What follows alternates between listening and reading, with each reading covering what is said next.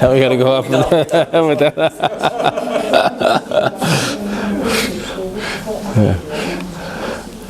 Okay. Ready to go on? Good. Let's have another person here. Anybody? Okay. Come and sit. So I want to do something just in sitting. Turn the other way. Okay.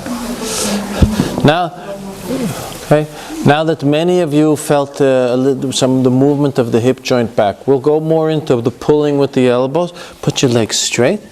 Okay. I just want you to take the pelvis and see what it's like to start to feel. Can you move the person from the pelvis that they go and shift their weight? Yeah. Because you now can feel the hip joint going back. Right?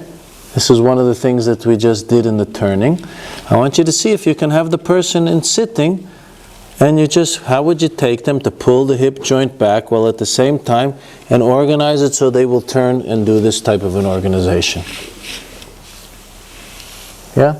Because this is a very huge thing with the child to be able to sit, they sit, and we'll look at this, and the movement that moves from the hip joints around the trunk, that they move into these positions. Okay?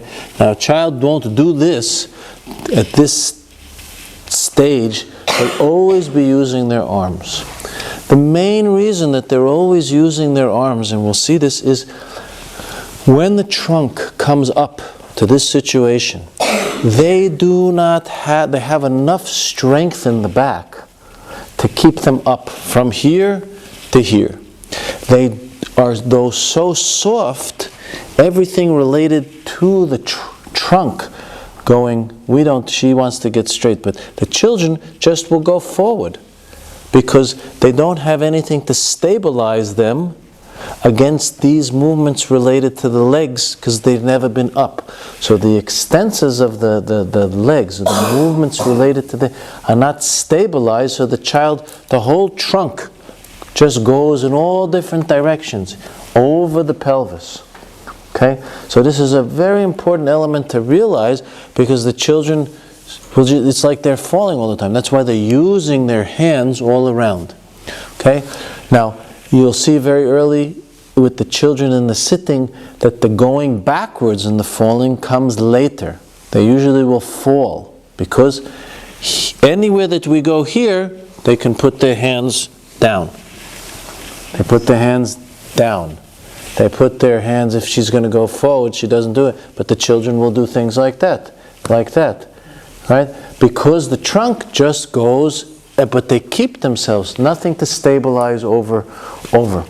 And we'll look how they even roll over their legs a lot. So, but right now, I want you to just feel how to move the person, pull the hip joint back, see if you can push one forward, the other back, to get them to that you can feel this organization of this side sitting. Yeah? And where does it go? Side sitting, and then maybe we can see, look, she'll come back into this type of a situation in all different places like that. Okay? All right? So it's pulling the hip joint back, pushing it forward, shifting the weight, and looking for yourself from the pelvis to move these legs back and forth. Want to try that? Okay? So, it's not, what I tell you it's not like an integration that you know that whoever studied with me of being in sitting that you try to shift one way and back and forth, the other way back and forth. It's looking from the pelvis to pull the hip joints to move the entire system so that the legs bend, the person gets shifted over.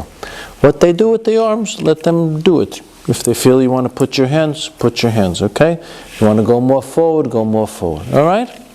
Want to try? Okay.